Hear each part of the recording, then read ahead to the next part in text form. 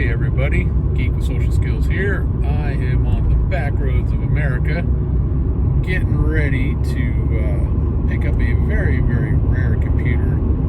I found out about this computer in 2009. I first saw one in 2011, and the first one that I ever got was in 2013. I didn't realize the rarity of it and sold it in 2014. But now, in 2023, I'm going to be getting one.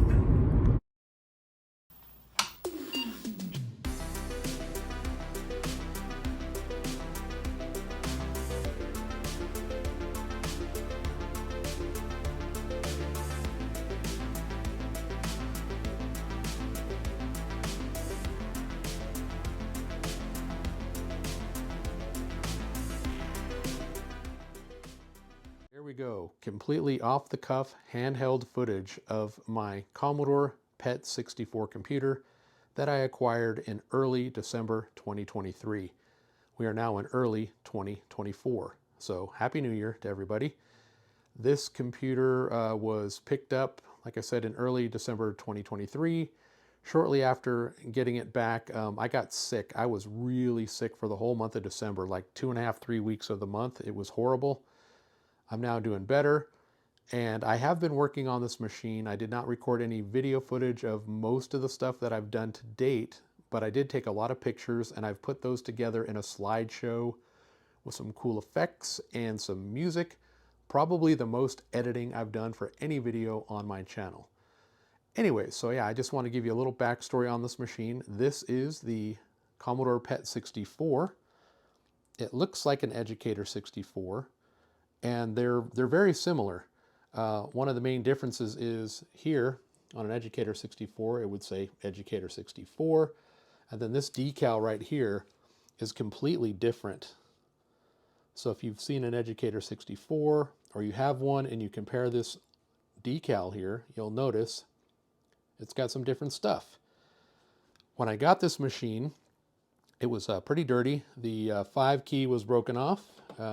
But they still had the original key cap. I had to get the broken stem out of there and replace the new, with the new stem to get it going. And what else? Okay, I have this function key here, this F8, it's kind of worn off. I would like to replace that key, but trying to find one that's a perfect color match is kind of hard.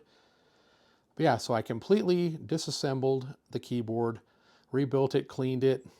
I mean, that took a bunch of work. There was some issues with the motherboard where the power comes in. And yeah, so what I'm going to do now is go ahead and open up this machine and show you the inside. But you know what? Before I do that, again, this is off the cuff. This machine, the PET 64, Commodore only did this for a couple of months before they came out with the Educator 64. And the reason why this looks like a PET is because back in 1982, Commodore computers, Commodore 64s, were in schools, and Apple IIs and Apple IIes were also in schools. But, Commodore, people like the Commodore 64. I like the Commodore 64.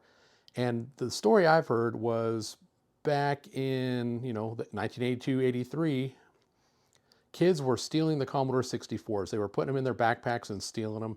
So the schools reached out to Commodore and said, hey, do you got a way we can make it so people do not put a Commodore 64 in their backpack and steal them, because Commodore was making the schools pay for the computers, where Apple just gave the computers to the schools.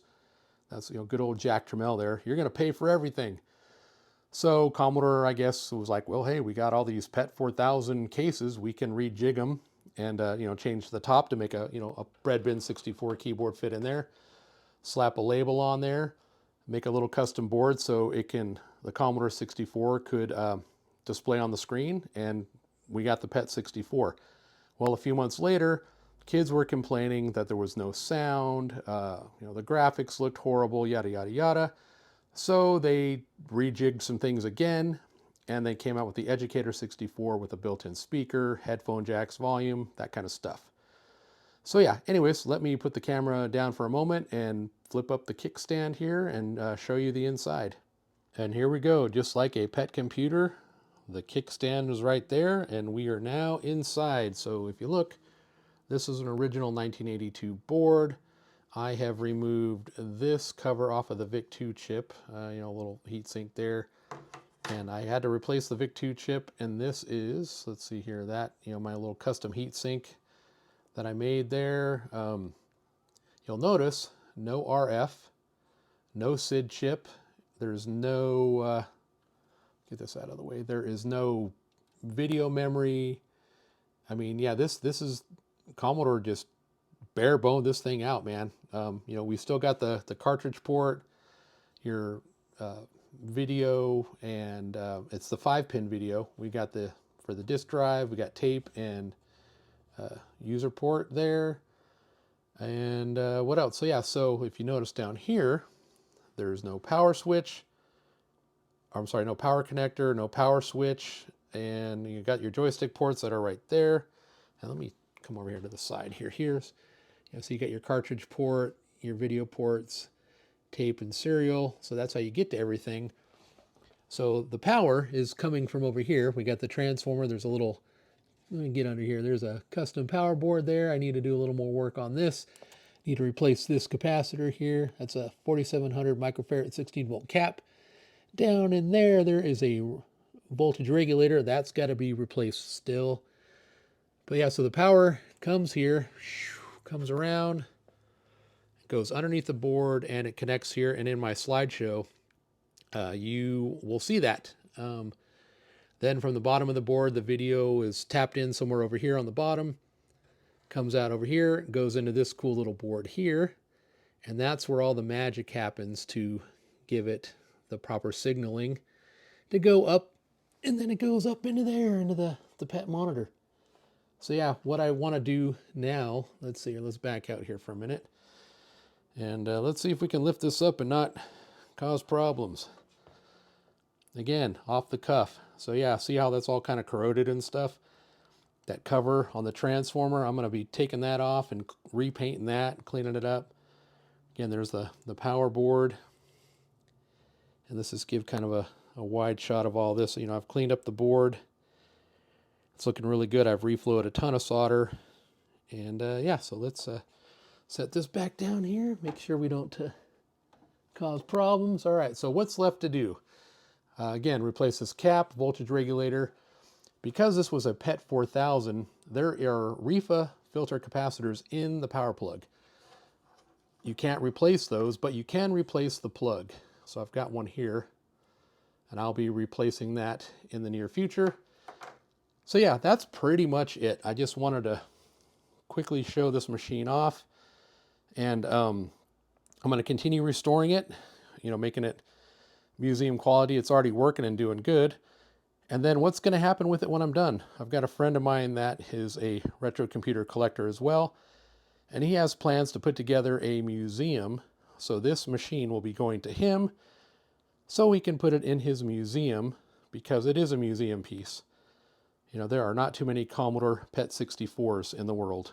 Educator 64s are pretty rare, but I've only seen pictures of a PET 64 until having this. Now that I've shown you the inside and talked about the machine a little bit, it is time for the awesome slideshow that I put together with some pictures that I took during December 2023 when I started my restoration process of the Commodore PET 64.